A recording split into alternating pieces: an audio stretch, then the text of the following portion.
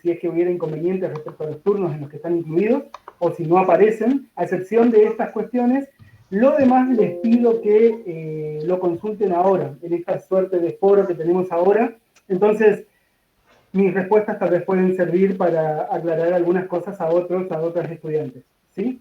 Entonces, ese va a ser un primer momento donde voy a tratar de despejar las dudas sobre el examen, los exámenes de la semana que viene, y un segundo momento sobre que voy a volver sobre los materiales, en líneas generales, sobre los materiales con los que tienen que trabajar, con los materiales que tienen que leer para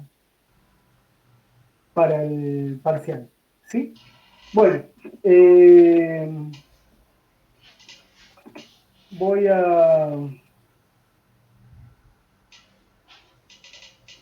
vamos a empezar, voy a compartir pantalla con las pautas que les envié hace una hora, poco más de una hora, y en función a eso les pido que si alguien tiene alguna duda, que la mencionen, por favor. Con respecto a lo que dice Loana Gómez aquí en el chat, bueno, decime, o en todo caso, escribime por favor quién te corrige la guía, Ángeles o Mariana, y veo de comunicarme, ¿sí? Yo tengo entendido que ellas ya mandaron, inclusive yo fui el último que envié las devoluciones de la tercera guía. Ellas ya enviaron hace varios días, así que quizás no lo llegó, se traspapeló, etc. Bueno, María Sol, con respecto a las notas, es lo primero que dije. Me quedan 11 parciales por corregir. Espero que después de unas cosas que tengo que hacer, ni bien terminamos acá, retomar la evaluación de esos 11 que me quedan, y si puedo, a última hora de hoy, o si no, a más tardar mañana por la mañana, les estoy enviando las notas del segundo parcial. Bueno, es Mariana. Hablo con Mariana y en todo caso que se contacte contigo y puedan solucionar eso. ¿Sí, Lona? Profe, Bueno, ahí ya le envié el correo, le aviso para que esté, y le solicité si se podía tenerme en consideración para el viernes 30 en el grupo de las 8:30 de la mañana, y si no, usted después me dirá, pero quería avisarle que ya envié el correo. listo. Sí, estoy viendo acá el correo. Sí, sí.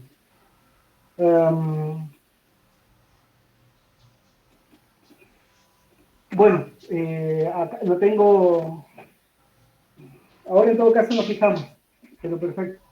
Voy a ver, de última, no sé si ahora, pero te responderé con algún tipo de alternativa para lo que planteas. Bueno, tercer parcial.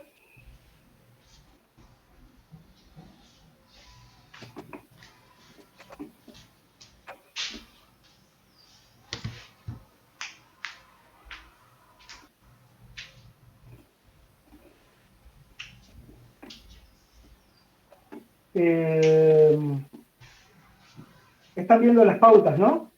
No, porque a veces me confundo, no sé si ese es el monitor o el otro. Espero que estén viendo las pautas, cualquier cosa, si están viendo la carpeta abierta de teoría 3, ningún problema, pero me avisan. Bueno, se ve pautas para el tercer examen parcial de teorías 3 del miércoles 28 de octubre al viernes 30 de octubre. La dinámica. Entre los días 28 de octubre y viernes 30 tendremos turnos de 5 estudiantes que irán ingresando en la hora señalada a la sala cuyo acceso será previsto oportunamente. En cuanto al examen, realizaré preguntas a materiales de la unidad 3 y 4 que detallo más adelante. También podré leerles pasajes de los textos y les pediré alguna interpretación de su parte. Podré además solicitarles que vinculen algún punto de vista o argumentos a alguna situación concreta. Pueden y deben tener los textos a la mano. Obviamente las posibilidades que tengan, ¿no? A ver, una primera cuestión con respecto a esto. ¿Se entiende lo que... No creo que haya nada complicado, ¿no? Se entiende más o menos lo que el tipo de evaluación que tendremos, ¿sí? Sí, profe. Básicamente es lo que ustedes en buena medida ya tuvieron que hacer en los parciales anteriores, es decir, tener una idea de los materiales. Nuevamente, les pido que no se hagan problemas por los detalles en principio. Traten de captar la estructura del texto, el argumento central, la hipótesis central, de qué el tema, la hipótesis que plantea el autor o la autora, ¿no? Eso es en principio, ¿sí? Sobre esos 7 u 8 textos. Después, por supuesto, yo voy a tener los textos conmigo también y puedo hacerle alguna consulta sobre algunos pasajes. No se preocupen, no es que van a tener que dominarse los textos al detalle y entonces yo voy a leer, si es que seguro les leeré a algunos sí, a otros no, eso es aleatorio, por supuesto, les leeré algunos pasajes y obviamente contextualizaré ese pasaje en el texto, porque nadie puede saber inmediatamente en qué lugar del texto está ese pasaje, ¿no? Yo no tengo inconvenientes en contextualizar. Sí, les voy a pedir que en todo caso alguna opinión de su parte respecto a qué quiere decir el autor, la autora con ese pasaje y por qué sería relevante ese pasaje en el texto o por qué no. Pero en cualquier caso ustedes deberían justificar, fundamental. ¿Sí? Y un tercer tipo de consultas que les voy a hacer en el examen tiene que ver con vincular los materiales a algún tipo de situación histórica que estemos pasando, lo que fuera. ¿Sí? Para preguntarles si ven o no algún tipo de vínculo. ¿Los pueden ver o no? No hay ningún problema, no tienen por qué verlo, pero en cualquier caso lo tienen que justificar. ¿Sí? Entonces, en líneas generales la dinámica sería esa, ¿sí? Luego vienen los horarios, y acá están los horarios planteados, ¿sí? La bibliografía, que está en línea, ¿no? En el drive de la cátedra. Los textos son 4 textos por el apartado de medios y economía: Barani Suesi, Becerra Mastrini, Garham, Smite, y los 3 textos, perdón, 2 que ustedes tienen que leer para la guía de hoy, ¿eh? Hoy tienen que entregar la guía, ¿no? Sí. ¿Estamos? Para la guía de hoy, Althusser y Voloshinov, y se suma un breve texto de Verón.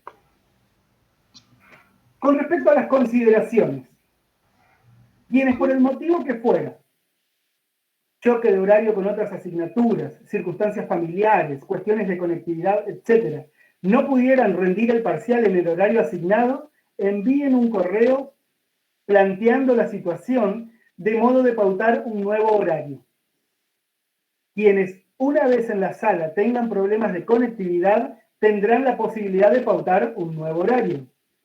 Quienes no se presenten a rendir y no hayan dado aviso de alguna dificultad serán consideradas como ausentes, con las opciones previstas en el régimen pedagógico y de acuerdo a sus desempeños en los anteriores parciales. Doy un ejemplo de esto. Imagínense que alguien en el primer parcial sacó un 6. Ahora tiene un ausente, ¿sí? Con lo cual no es que pierde la materia, ni mucho menos, ¿sí? Perdón, en el primer parcial sacó un 6, en el segundo parcial sacó un 6, en el tercero tiene un ausente, va a recuperar todo el tercer parcial. ¿Se entiende? Si alguien sacó en el primer parcial un 6, en el segundo parcial un 5 y ahora está ausente, va a recuperar el segundo y el tercer parcial, ya no para promocionar, sino para regularizar. ¿Se entiende? Bueno, el último punto es, en el caso de no poder llevar adelante el examen por problemas de conectividad o de otro tipo por mi parte, me contactaré con el grupo en cuestión para pautar un nuevo horario. ¿Sí? Bien. De eso es bastante corto, de eso se tratan las pautas para el tercer examen parcial. Dejo de compartir pantalla.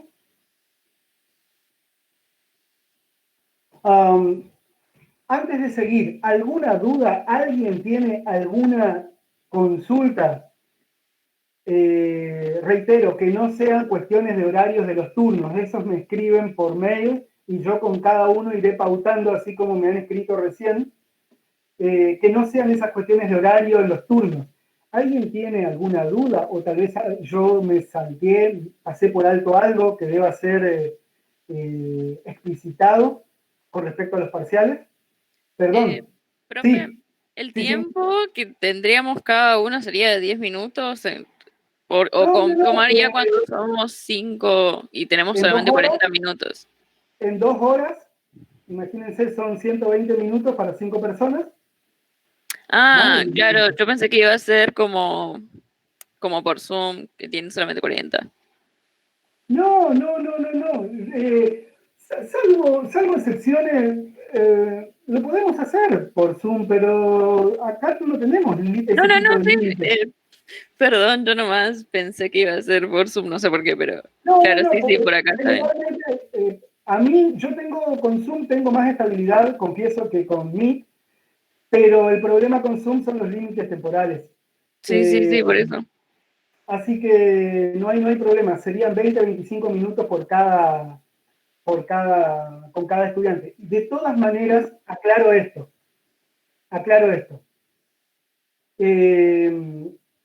Van a estar, la idea que puedan tener en la medida de las posibilidades, y quienes no puedan por algún motivo, por favor me lo dicen, no es absolutamente obligatorio, aunque yo pediría que así fuera, por supuesto quien tiene un problema me lo dice, pero yo pediría que los estudiantes, quienes estén en cada turno, tengan habilitadas sus cámaras, ¿sí?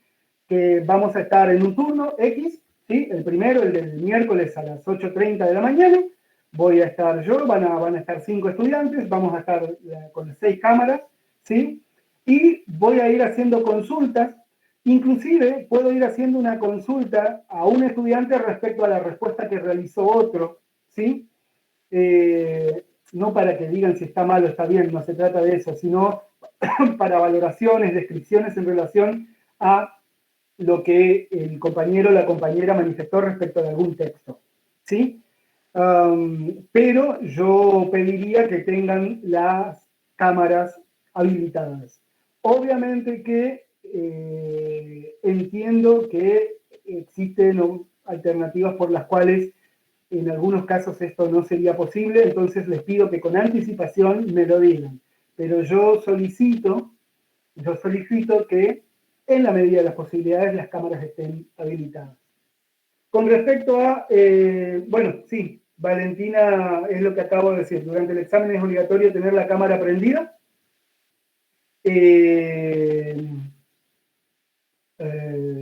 Sí, no es formalmente obligatorio, la verdad que no me parece que que deba ser así.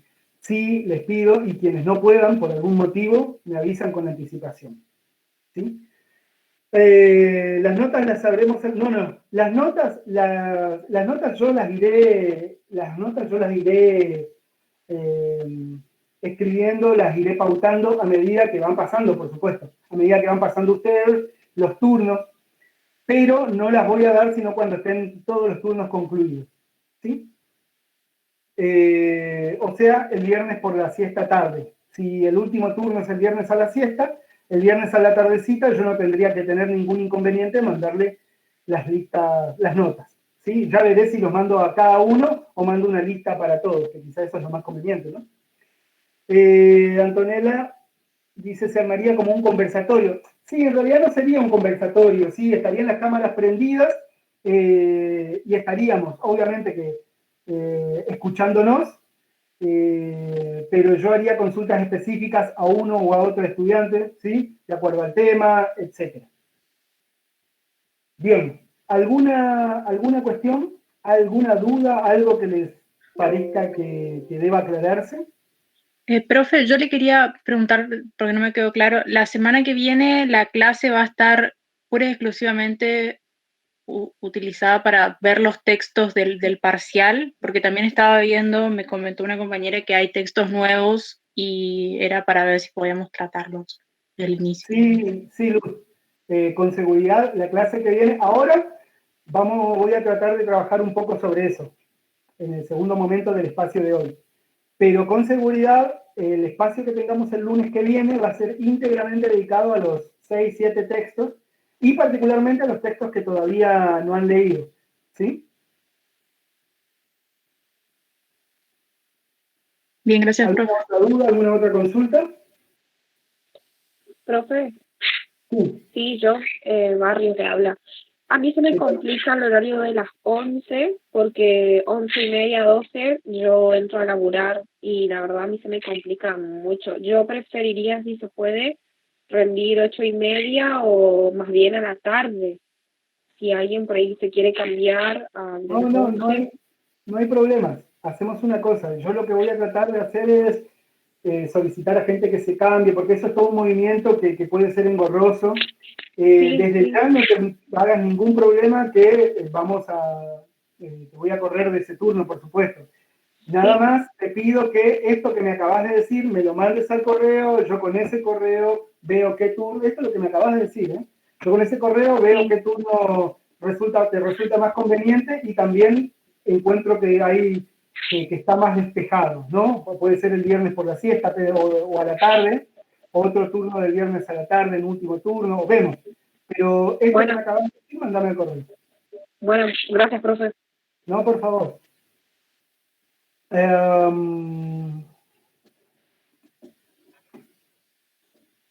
Profe, Sí. entonces lo más importante en que nosotros tendríamos que hacer hincapié sería en las posiciones de los autores de cada texto y tratar de relacionarlos con los contextos históricos o algo que que podamos relacionar. Pregunto para ver en qué hacemos hincapié a medida que voy leyendo los textos, ¿no? Para tener una guía. Bien, me parece bien, Carmen. Sí, yo diría, y para ser bien operativos, si les parece, en 3 aspectos. Primero y fundamental, que ya a esta altura es muy conocido, ¿no? Traten de comprender en líneas generales los textos. O sea, ¿por qué? Porque para mí un problema no es un problema para mí si hay un detalle, si se equivocaron un término por otro, eso no es un problema. Pero que ustedes digan que un texto habla de tal cosa cuando el texto habla de otra cosa, eso sí sería un problema importantísimo, ¿sí? Entonces, el primer punto de los 3 es que traten de tener la mayor claridad posible sobre los textos, en su sentido general, de qué habla el texto, qué formula, los problemas que plantea, ¿sí? Los datos que tira, lo que fuera, ¿sí? Entonces, ese es el primer punto. El segundo punto es la relación entre los textos, ¿sí? Como ustedes saben, siempre en las guías y en los parciales yo pido cuestiones comparativas, ¿sí? Siempre en las guías son 2 textos, ¿sí? Creo que en todas casi fueron 2 textos. Y en los parciales solicito, ¿sí? Como fue en este parcial que estoy corrigiendo ahora, el segundo parcial, bueno, contraponer Williams, Stuart Hall con Adorno y Horkheimer, etcétera, ¿no? Después Pariser y Baldetaro y McLuhan, ¿no? Bueno, de la misma manera, para esta serie de autoras, que creo que son todos varones, les pido que, como un segundo aspecto a considerar, tengan en cuenta algunas relaciones posibles. Y sobre este segundo aspecto, tengan en cuenta que en realidad hay como 2 apartados, ¿no? Y no les pido que no vayan a mezclar los materiales de Bakhtin, Voloshinov, etcétera, con los de economía. Hagan una sinergia entre los textos de cada apartado, pero no los crucen. O sea, cuando están estudiando, cuando están leyendo los materiales del del apartado de economía, bueno, en todo caso, fíjense las vinculaciones que hay, las discusiones que hay. Por ejemplo, el texto de Dallas Smythe con el de Garham, ¿no? Que el de Garham creo que es uno que no leyeron todavía. Entonces, ese es un segundo aspecto, ¿sí? Ese es un segundo aspecto. Y el tercer aspecto es el que vos mencionabas, Candace, un rato, que es, vayan imaginándose qué aspectos, qué situaciones históricas, actuales o no, pueden ser iluminadas de un modo particular por alguna idea, por algún argumento, algún punto de vista que anida en esos materiales, en esos textos, ¿sí? Entonces, primer punto, la estructura interna central de cada material. Segundo punto, las relaciones intertextuales. Tercer punto, la relación texto con texto. ¿Sí? Espero que haya quedado claro. Sí, profe, súper, muchas gracias. ¿Listo? ¿Alguna consulta?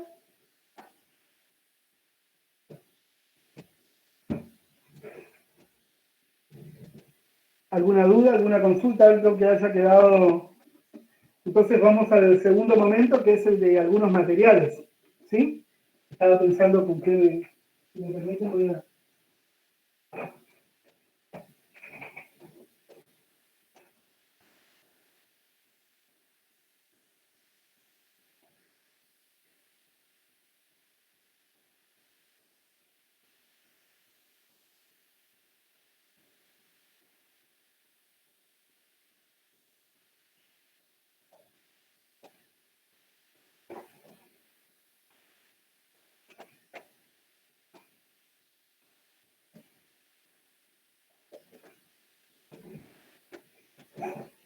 Bueno,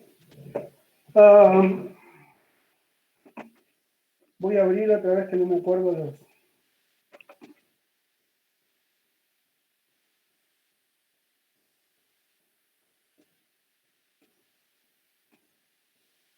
Bueno, voy a referirme a dos textos brevemente. Esos dos textos son el de Nicholas Garham, Contribución a una economía política de la comunicación de masas, y el otro es de Eliseo Verón, Prefacio a la segunda edición en Construir el acontecimiento. ¿Sí? Me esperan un momentito, voy a buscar el texto de Garham. Entonces, lo trabajamos, si me da el tiempo, con algunos pasajes.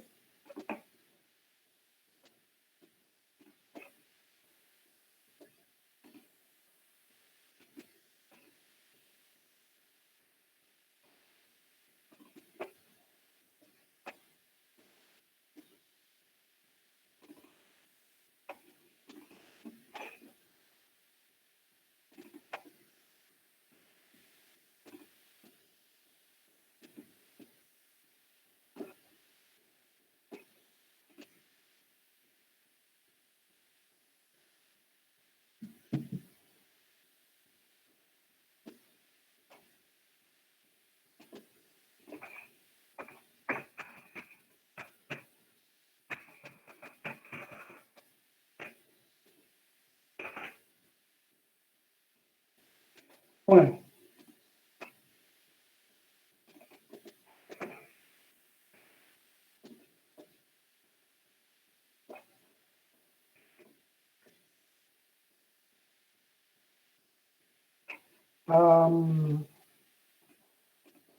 Les consulto, ¿hay alguien aquí que sea recursante? Yo, profe. ¿Vos te acordás, Luz, de este texto? ¿Del texto de Garham? Sí, Yo, me profe, acuerdo. también. Es más, ahí también está Franco. Es más, me acuerdo que tuvimos una clase especial de este profe, de este autor, y lo trabajamos bastante, sí. Una clase especial tuvimos de él. Bueno, le pido a Franco, a Luz, a María Marta, a Camila y a Ricardo, si recuerdan algo del texto. Si podrían esbozar, si tienen algún apunte a mano, serían, ¿no? Un golazo, dimensiones. Camila dice, yo me acuerdo, que no lo había entendido. Me emocioné. No, yo recuerdo que me costó mucho. Uy, bueno, ¿qué?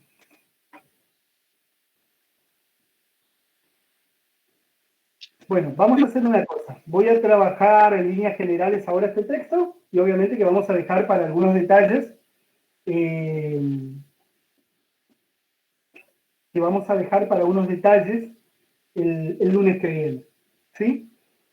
Profe, Sí. disculpe igual que lo No, nos había dado igual como unas preguntas en clase, que eso quería preguntarle si nos podíamos guiar de vuelta esta vez, como que nos hizo preguntas con respecto a lo material, lo económico y lo ideológico. Bueno, era Bueno, bastante materialista el material este de Garham, como de marxista.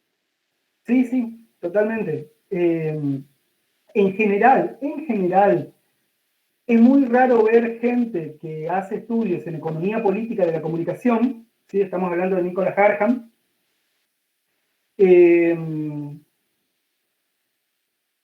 general son autores que algunos más cerca, otros más lejos, otros muchos más lejos, etcétera, pero en general orbitan alrededor de presupuestos económicos marxistas, en general.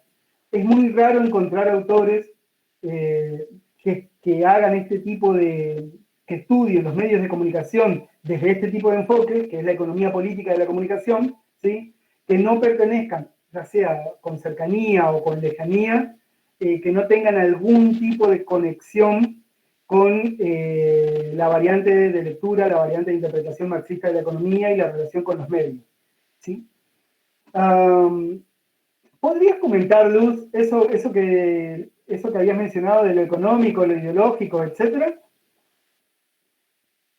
Sí, es un subtítulo, justo tengo acá el texto a mano porque como te dijo que se sumaba ese texto, lo busqué y me acuerdo que nos había pedido que distingamos en el texto a qué se refería con lo material, a qué se refería con lo económico y lo ideológico, que claramente están estrechamente relacionados, digamos, pero lo que trabaja bastante Garham, por lo que tengo anotado acá, es la cuestión de lo temporal, y ahí va lo del materialismo histórico. Y también habíamos hablado, si no me equivoco, la cuestión de la mercantilización. Bien. A ver, una primera cuestión a tener en cuenta en el texto de Garham es lo siguiente. El objetivo, ¿sí? ¿Por qué Garham se escribe 34 páginas de este texto que es bastante relevante? O sea, les vuelvo a reiterar, no es un texto menor en los estudios de comunicación, se lee en las carreras, en líneas generales a Nicholas Garham se lo ha leído y se lo lee en forma independiente a las opiniones que ustedes puedan tener o que yo pueda tener, es alguien que tiene cierta relevancia. Y dentro de la producción de Garham, este texto es particularmente relevante. Bueno, ¿a qué va toda esta perorata? A que es fundamental que tengamos, como primera medida, que tengamos en cuenta el tema y el interés, ¿no?, de Garham en el texto. Y básicamente está directamente vinculado con qué se supone que son los estudios de economía política de la comunicación, ¿sí? Y qué se estudia dentro de la economía política de la comunicación. Pero para eso, claro está, hay que distinguir, en una perspectiva marxista, hay que distinguir, ¿todo lo material es lo económico? Esa sería una pregunta, ¿no? ¿Se acuerdan de la idea esta de base y superestructura? La base es lo económico y la superestructura es lo ideológico, lo jurídico, etcétera, etcétera, etcétera. ¿Qué quiere decir eso? Que lo material es lo... Bueno, ese es un punto que Garham pone en discusión, en principio, ¿sí? Una cuestión es el plano ontológico, ¿sí?, del ser de las cosas, es lo material, y otra cosa es cuando lo material entra, ¿sí?, en un bloque histórico determinado, en un proceso histórico, entra en un circuito de valorización económica.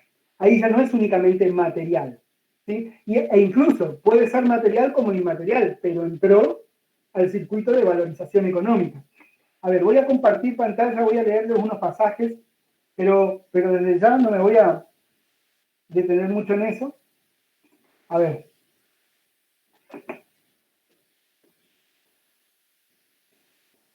Para los que tengan el texto a mano, y si no, igual comparto pantalla, pero para los que tengan el texto a mano, página 110, hacia allí me iré.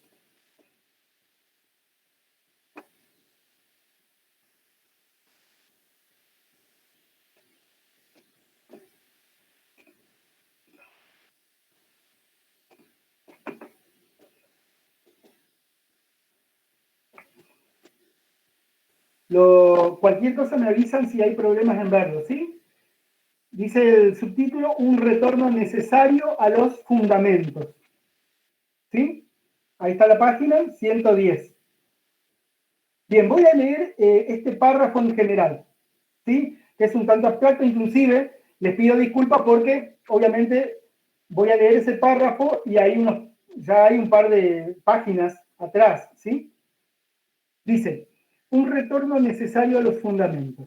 Antes de referirnos a ejemplos concretos de los problemas que intenta analizar una economía política de la comunicación de masas, es necesario, justamente a causa del dominio del idealismo en el análisis de la cultura y de los medios de comunicación, hacer una inevitable digresión teórica con el propósito de basar firmemente la posterior discusión dentro de la necesaria perspectiva materialista histórica.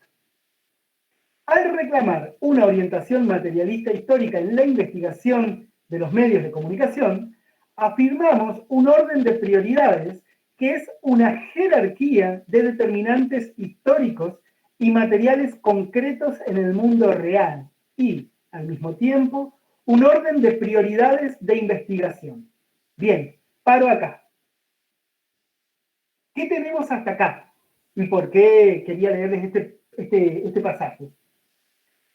Lo primero, antes de referirnos a ejemplos concretos de los problemas que intenta analizar una economía política, de la comunicación de masas, ¿cuál es el tema de Garham hasta aquí? ¿Sí? Él lo que quiere hacer es dar cuenta de los problemas concretos que analiza la perspectiva de la economía política de la comunicación. Pero antes de eso, ¿sí? Hay que hacer una digresión teórica. Y ahí les hago una pregunta a ustedes. ¿Por qué? Está en el pasaje que les acabo de leer. ¿Por qué les parece, o dónde ustedes podrían señalarme que está la argumentación de Garham de por qué es necesario esa digresión teórica, ¿sí? Antes de indicar los problemas que analiza una economía política de la comunicación? ¿Por qué es necesaria una digresión teórica?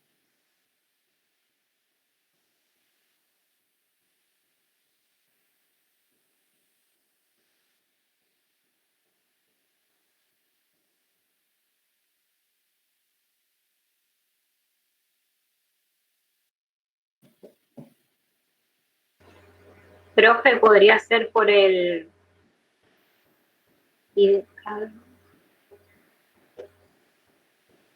idealismo en el análisis de la cultura y de los medios de comunicación. ¿Cómo sería?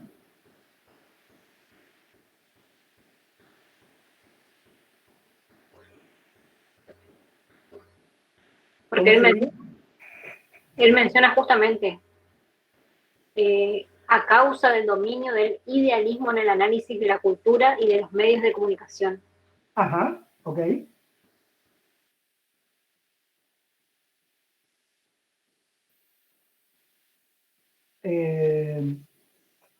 A ver.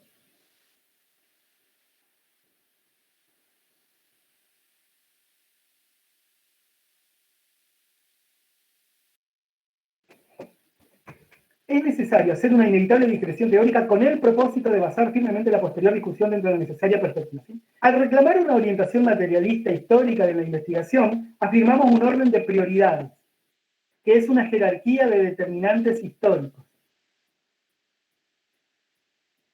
y materiales concretos en el mundo real y, al mismo tiempo, un orden de prioridades de investigación.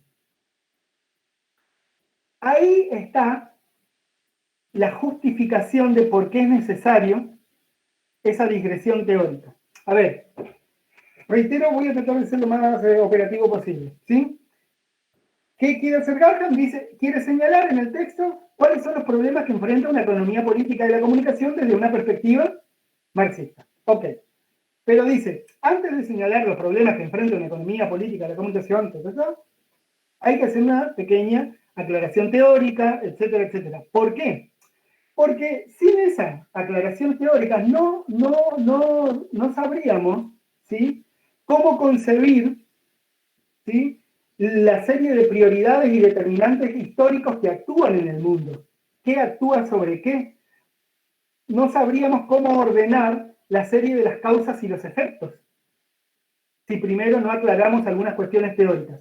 Y si no sabemos, y si no llegamos a saber la serie de variantes de causa y efectos que ordenan el mundo, tampoco vamos a tener un orden de prioridades en la investigación. O sea, ¿por qué no vamos a ver, por qué no vamos a tener un orden de prioridades en la investigación? Y básicamente porque no vamos a poder determinar qué es lo prioritario en el mundo y qué es lo secundario. ¿Sí?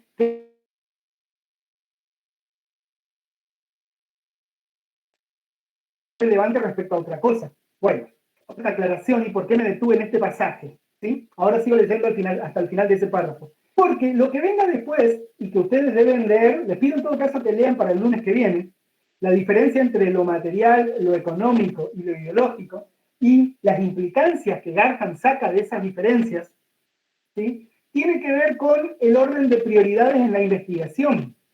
¿Qué es más relevante investigar que otra cosa? ¿Sí? Por esa razón es necesario hacer unas aclaraciones teóricas antes de señalar cuáles son los problemas que debe enfrentar la economía política de la comunicación. ¿Se entiende? Voy a leer ahora lo que queda del párrafo, después de la palabra investigación. Dice, de modo que nos vemos enfrentados al problema de asimilar un proceso histórico real que en sí mismo contiene, de forma concreta, determinantes estructuralmente ordenados en los que la producción material es en última instancia determinante, lo que vuelve materialista nuestra teoría, mientras, simultáneamente, hay un número limitado de investigadores con recursos materiales limitados, entre los que incluyo el tiempo, que se ven obligados a escoger, desde la totalidad compleja del proceso social e histórico, el examen de aquellos aspectos del proceso que probablemente conducirán a la más clara comprensión de su dinámica y, a través de esa comprensión, a su control humano. Básicamente es lo siguiente. ¿Por qué necesitamos la aclaración teórica? Porque entonces vamos a poder ordenar, vamos a tener un principio de ordenamiento del mundo, los seres y las cosas, ¿sí? Eso es una teoría. Ahora, ¿para qué nos sirve tener ese principio de ordenamiento? Y básicamente porque eso nos dice qué es lo relevante de ser investigado y qué otra cosa no, siempre de acuerdo a esa perspectiva. ¿Se entiende? Bien, y entonces, ¿por qué eso es importante? ¿Por qué es importante tener un orden de prioridades en la investigación? Y básicamente porque si fuéramos eternos, obviamente que podríamos estudiar todo, absolutamente todo, pero no. Lamentablemente, la mala noticia es que somos limitados, no solamente en nuestros conocimientos, sino en un montón de factores, ¿sí? Obviamente que en nuestro proceso biológico también, y entonces, por esas razones, debemos tener un principio de clasificación y de jerarquización de las cosas para saber qué investigar sobre otras, cuando tengamos que escoger. Y cuando vamos a escoger qué debemos investigar, necesitamos tener un principio de clasificación de las cosas. Es por eso que Nicholas Garham hace toda esta aclaración teórica, o va a hacer, todavía no la hizo, leímos un párrafo nomás. ¿Sí? ¿Se entiende hasta acá?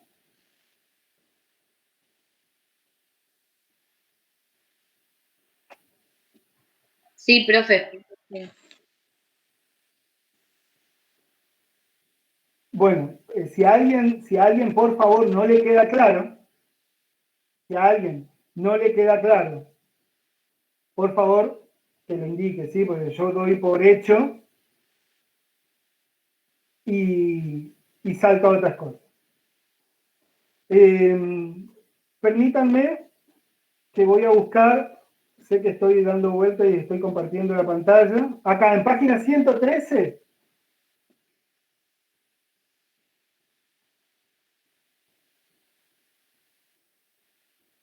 este pasaje de página 114, el pasaje de si ven el puntero, este pasaje que empieza acá así, la pertenencia o significado de cualquier categoría analítica, bueno, le pido que presten atención, en todo caso lo que voy a hacer es leer desde el comienzo del subtítulo, ¿sí? Lo material, lo económico y lo ideológico. Ninguna economía política de la cultura puede eludir la discusión sobre la relación base-superestructura, pero para hacerlo debe evitar dos trampas, la del reduccionismo económico y la de la autonomización idealista del nivel ideológico. Bien, antes de seguir, les pregunto, ¿qué significa reduccionismo económico y qué significa autonomización idealista del nivel ideológico?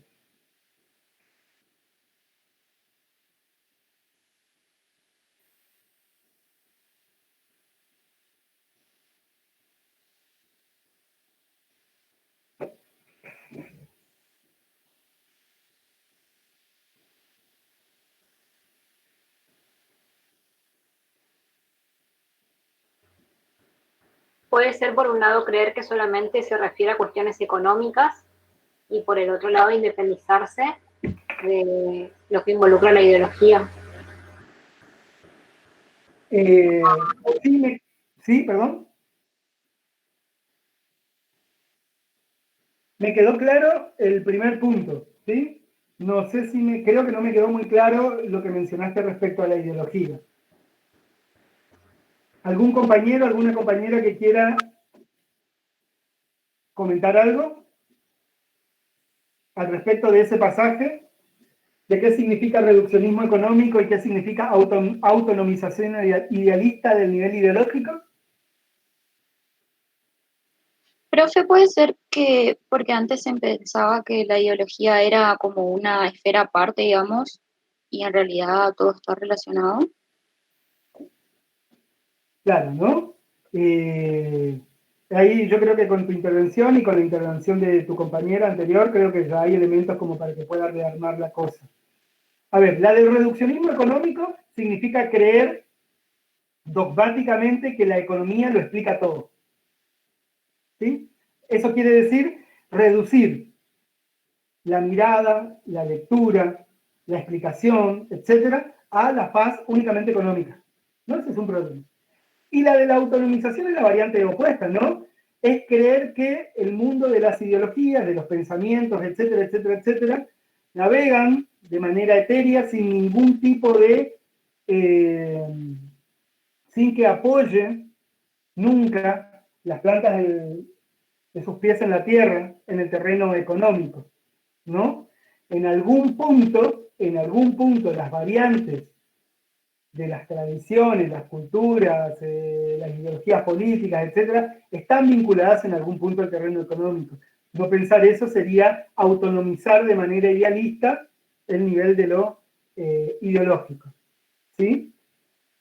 Bueno, me salteo toda esta parte. Bueno, no, perdón, sigo. El problema central con la metáfora de base superestructura, como con su correspondiente, la dicotomía cultura-sociedad, es que, siendo una metáfora de polaridad, esencialmente binaria en su forma, no puede encarar adecuadamente el número de distinciones necesarias, en este caso entre lo material, lo económico y lo ideológico. Estos no deben considerarse tres niveles, sino momentos analíticamente distintos, pero con términos tanto de prácticas sociales concretas como de análisis concretos.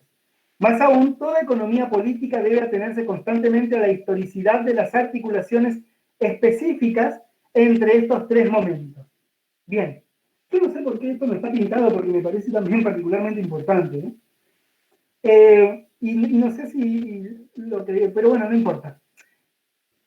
Tengan en cuenta lo siguiente, para ir resumiendo la cosa hasta ahora. Lo central del texto para Garham, aunque yo no leí esos pasajes, pero bueno, están en las primeras páginas, no hay problemas con eso. El central del texto tiene que ver con especificar para qué sirve la economía política de la comunicación. ¿Qué se supone que podemos hacer con esa perspectiva de análisis? ¿Sí? Antes de hacer eso, dice que va a hacer toda esta digresión teórica. Ok. Va a hacer esta digresión teórica para que podamos tener un orden de las cosas y que podamos escoger en un sentido fundamentado lo que vamos a investigar y lo que por tiempo, etcétera, etcétera, quedará relegado a un segundo lugar. ¿Sí? Hasta acá estamos con eso.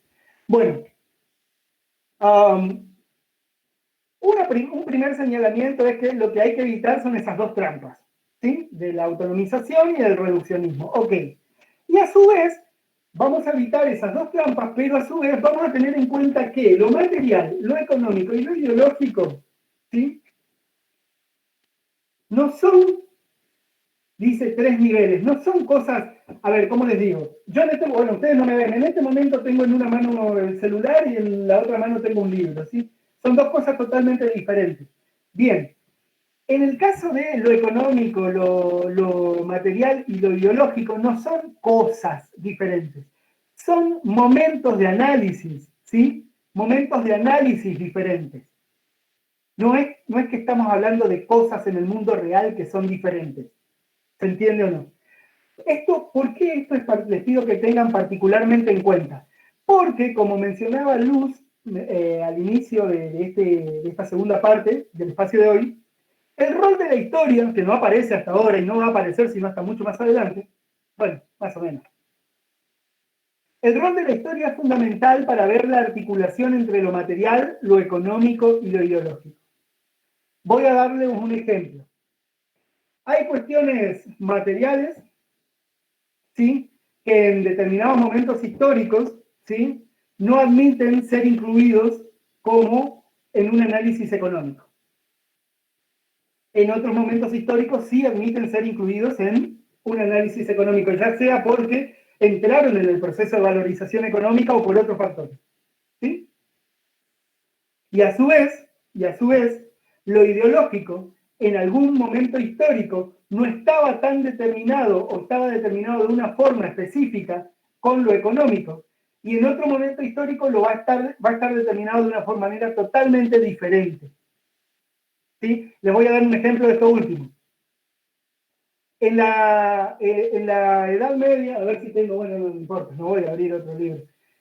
En la Edad Media, se supone que las relaciones de base superestructura, es decir, de la parte material, económica, etcétera, y lo ideológico, cultural, las tradiciones, eran muy diferentes como son en la Edad Moderna. ¿Por qué?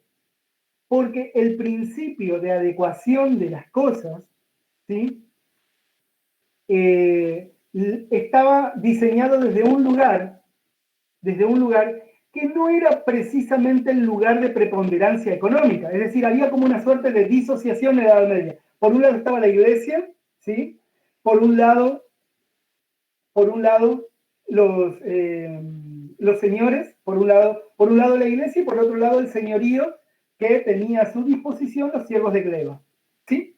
Bien, y ahí estaba como separado el mundo de la producción del orden simbólico del mundo de la producción material. ¿Sí? Bien, esa separación hipotética en la Edad Media es la que no existe en la modernidad. Es decir, en la modernidad la producción del orden simbólico está muy ligada al ordenamiento material, al orden material, al orden económico. ¿Sí? ¿A qué voy con esto? A que la manera en cómo se supone, desde la perspectiva, por supuesto, marxista, la manera en que nosotros tenemos de ver el mundo tiene mucho que ver con las maneras que convienen a un grupo, a una clase, etcétera, etcétera. ¿Se entiende? Bueno, entonces, ¿a qué voy con todo esto? ¿A qué? Lo económico, lo material y lo ideológico no son tres cosas diferentes, ¿sí? Son tres momentos de análisis diferentes de un mismo proceso, ¿sí?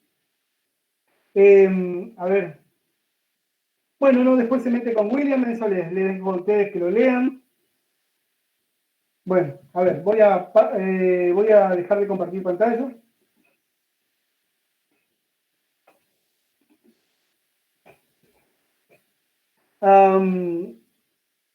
Les pido que ustedes lean este texto para el lunes que viene.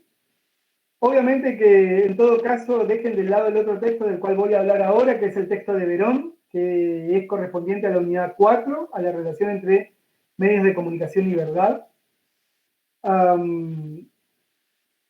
Que en todo caso, como es un texto, este último de Verón es mucho más corto, le pido que en todo caso lo dejen para más adelante y prioricen la lectura del texto de Garham. Y me detengo yo acá en lo de Garham. Algo, pero a lo que me referí nada más, alguna duda, alguna aclaración, algo que no haya quedado precisamente claro.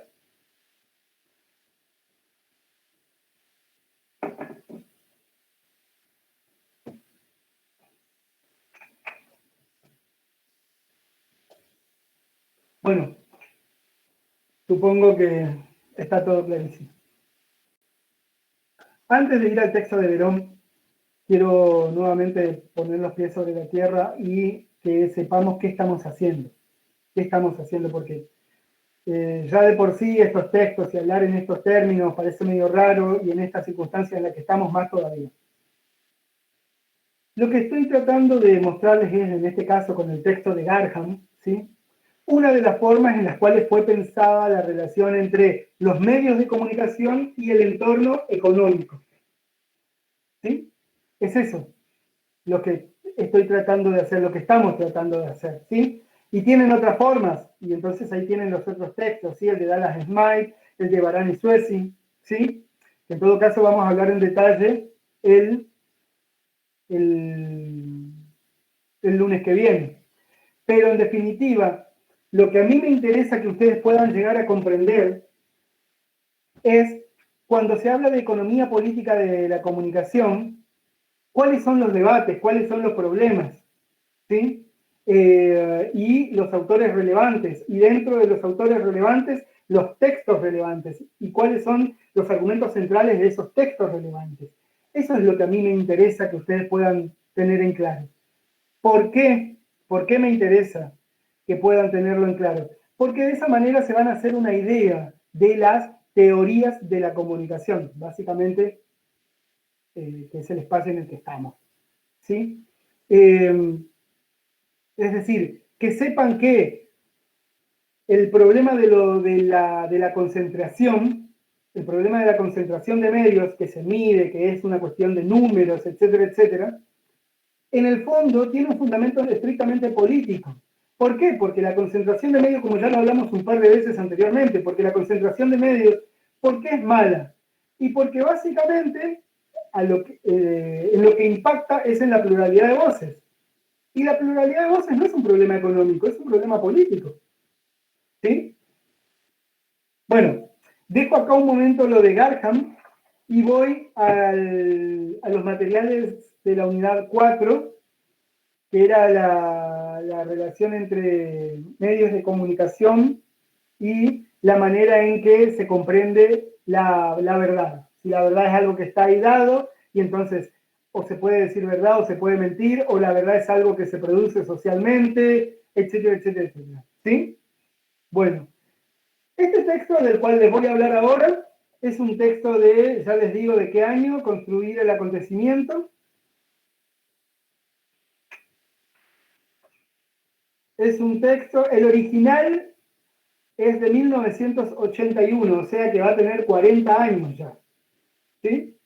El original, si bien el autor es argentino, en la década del 70 se fue a Francia, de hecho después vino acá y estuvo dando clases en la Universidad de San Andrés, hasta que falleció en el año 2012. El autor es Eliseo Verón, muy conocido, ustedes lo van a leer seguramente en asignaturas en el 4º y 5º nivel. Y yo, de los materiales de ese autor que tengo por allá, quería trabajar con ustedes este texto que es Construir el acontecimiento, ¿sí? Bien, ¿de qué se trata en Construir el acontecimiento?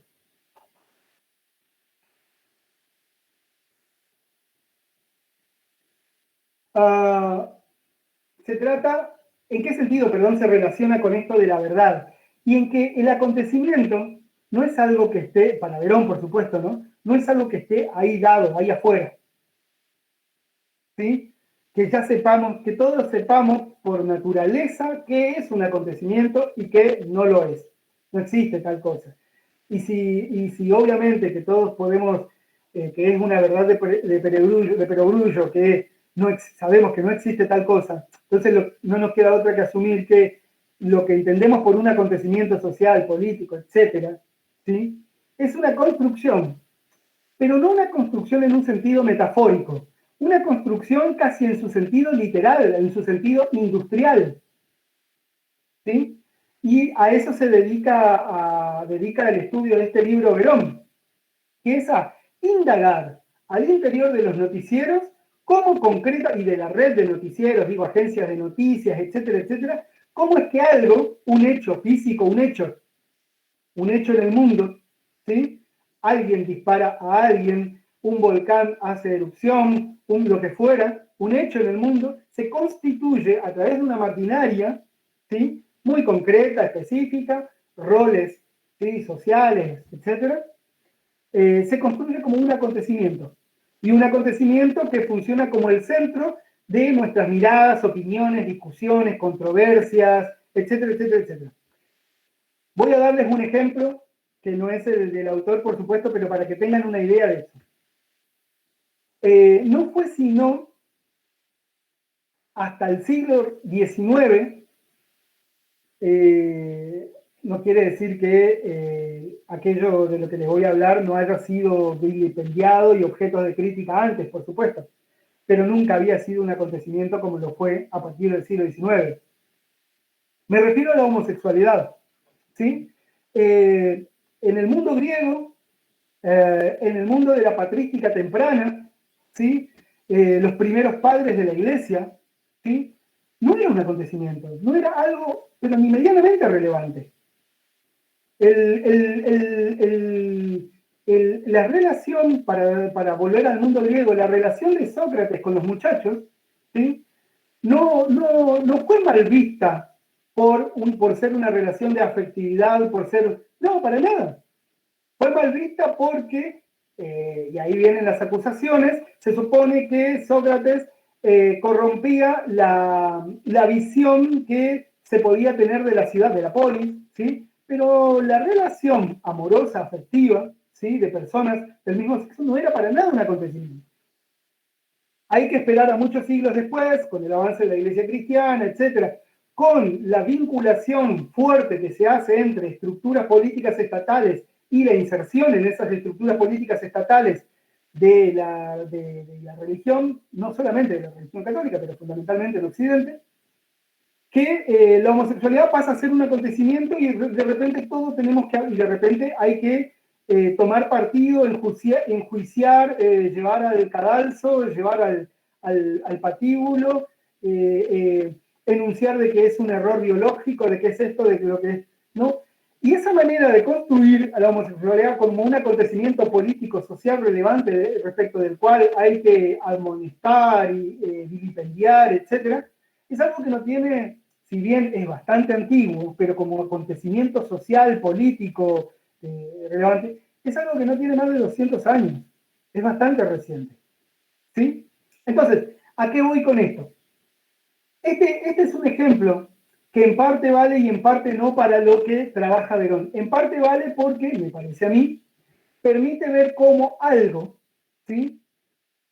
Es un fenómeno que existe, que tiene una determinada circulación, aceptación, juicio, valores, etcétera, en el mundo, y que de repente ese mismo hecho no cambió en ningún aspecto sus propiedades y sin embargo es producto de la construcción de una centralidad, precisamente de un acontecimiento respecto al cual se tiene que hablar, opinar, valorar, enjuiciar, etcétera, etcétera, ¿no? Eso me parece a mí el punto que puede vincularse a este ejemplo que acabo de dar con el que trata Verón. Y en el sentido que no se vincula porque obviamente que Verón se circunscribe netamente a casos estrictamente periodísticos, ¿sí? Y en todo caso, en este libro lo que hace es estudiar un accidente nuclear, ¿sí? Y cómo se construyó, ¿sí? Esa noticia. Y esa noticia se construyó en los términos de un acontecimiento, ¿sí? ¿Y qué significa eso? Bueno, de eso trata el libro. Ahora, lo que yo les quería leer, y con esto vamos, yo tengo que estar menos cuarto lugar, lo que yo les quería leer son unos pasajes en el primer capítulo y en la introducción, ¿sí? De este libro, que hacen mención al tema central de Eliseo Verón y la concepción que tiene de la construcción del acontecimiento. Esto que voy a leer está en la página 2 de la introducción, ¿sí? Es en el reverso de la primera página. Dice, este libro describe, con cierto detalle, las complejas operaciones de una industria, la industria de la información. Desde la materia prima, pasando por las cadenas de montaje, los ajustes, los controles de calidad, hasta el producto final, que es la noticia. El lector habrá comprendido que esta descripción no tiene para mí ningún sentido peyorativo. Tiene sí alcances epistemológicos y consecuencias relativas a las sociedades en las que nos ha tocado vivir. Una industria es, por ejemplo, la industria automotriz. Si usted ve por la calle un modelo determinado de automóvil, no se preguntará, salvo si usted es un filósofo platónico, si dicho vehículo se parece al automóvil. Es simplemente un automóvil, resultado de un determinado proceso de fabricación.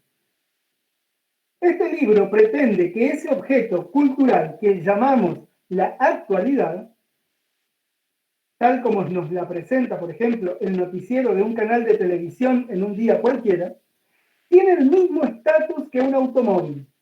Es un producto, un objeto fabricado que sale de esa fábrica que es un medio informativo. Los medios no copian nada, más o menos bien o más o menos mal. Producen realidad social. Naturalmente, medios hay muchos, diarios, canales de televisión, radios, etc. De modo que hay muchos modelos de actualidad, como hay muchos modelos de automóviles. Los distintos modelos de la actualidad están construidos para diferentes audiencias. Más abajo dice, lo que llamamos actualidad es también el resultado de un proceso productivo, del mismo modo que la mesa en la que almorzamos y que el sillón en que nos instalamos para leer el diario. Esto no quiere decir que la actualidad sea una ilusión. Reitero, ¿no? Esto no quiere que la actualidad sea una construcción social, no quiere decir que sea una ilusión. ¿Sí? Que no es un simulacro de algo. Por el contrario, de lo que se trata es de la producción de la realidad social como experiencia colectiva. La actualidad, este pasaje es importante, la actualidad no es un simulacro porque el discurso que la construye no representa nada. No hay en ningún lado una actualidad que sea la original, de la cual la que presenta un medio sería una copia, ¿no? No existe eso. Lo que pretendo, dice Eliseo Verón, es que los medios producen la realidad de una sociedad industrial, en tanto realidad en devenir, presente como experiencia colectiva para los actores sociales. La realidad, como realidad social, existe en y por los medios informativos. Bueno, y después les pido que, no hay mucho más, hay unas páginas más que les pido que tengan en cuenta, pero ¿por qué esto? Le elegí estos pasajes. Porque claramente lo que quiero que vean es cómo, en la perspectiva de Verón, ¿sí? La realidad, la relación, obviamente, él habla de realidad, nosotros estábamos hablando de verdad, la relación realidad-verdad, es algo que lejos de señalar algo que lejos de señalar cuestiones que ya están ahí afuera de nosotros, esperando que nosotros hablemos de ellos, ¿sí? Refieren más bien a algo que es producido, precisamente por los discursos que hablan de ello. ¿Sí? La manera, todo el tiempo, la manera en que nos referimos a las cosas, en que adjetivamos, la manera en que utilizamos los adverbios, sin hablar aquello que omitimos decir y lo que elegimos nombrar, etc., es una manera, y fundamentalmente si provienen de los medios de comunicación, es una manera de construir la realidad social como experiencia colectiva, ¿no? Y en ese punto me parece que es necesario que ustedes vinculen estas páginas de Eliseo Verón con lo que dice, con lo que propusieron Voloshinov y Bakhtin allá en 1929, ¿no? Con el signo, ¿no? Y el hecho de que no hay ideología por fuera de los signos, ¿sí? Y lo que proponía Althusser respecto a la realidad y los aparatos ideológicos del Estado. Me parece que es importante que ustedes hagan algunas asociaciones, pero no que vinculen necesariamente, que digan que los tres están hablando de lo mismo, porque claramente no están hablando de lo mismo. Pero sí lo que me gustaría es que ustedes puedan hacer asociaciones y hacer correspondencias entre estos tres textos. ¿De qué están hablando? ¿A qué refieren cuando se refieren a la realidad? ¿La realidad es algo que está ahí ya? Que nosotros podemos hablar y que entonces alguien dice la verdad y el otro se equivoca, o es algo más complejo. Y si es algo más complejo, ¿qué es? porque esa es otra cuestión que les digo y con esto cierro. Es muy fácil decir que las cosas son complejas.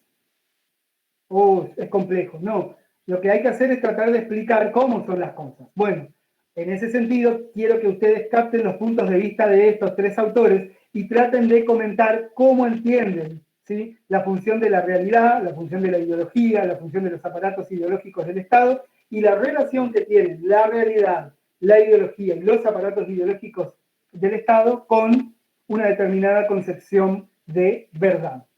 ¿Sí? En líneas generales, de esto va el texto en líneas muy generales, e inclusive un poco apresurado de mi parte, en líneas generales de esto va el texto de Eliseo Verón. ¿Alguna consulta, alguna duda, alguna aclaración, algo que no haya sido dicho y que debiera decirse? Profe, yo tengo una duda. Usted en las pautas para el tercer parcial, en la bibliografía, respecto al texto de Voloshinov, no menciona páginas ni nada. Para la guía dio el primer capítulo. ¿Es eso, no es cierto? ¿O es todo el libro? Es todo el primer, pero todo gracias, gracias Macarena. Sí, es todo el primer capítulo. Y por favor, atiendan a todo el primer capítulo, ¿sí?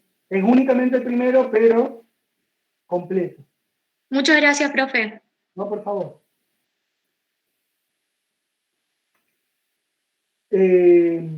Reitero, no se hagan mayores problemas por esto, voy a volver con el texto de Verón y por supuesto que con el texto de Garham y con los demás textos, el de Barán y Suezi, bueno, y los demás, creo que ya de un modo u otro fuimos trabajándolo, pero en todo caso los mencionaré el lunes que viene. Pero la idea es trabajar exclusivamente esos materiales ese lunes. ¿Alguna pregunta, algún interrogante, algo que deseen formular antes que demos por cerrado el espacio de hoy?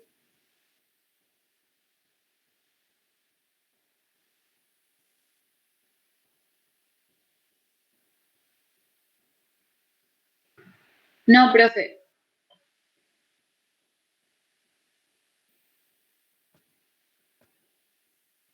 Bueno,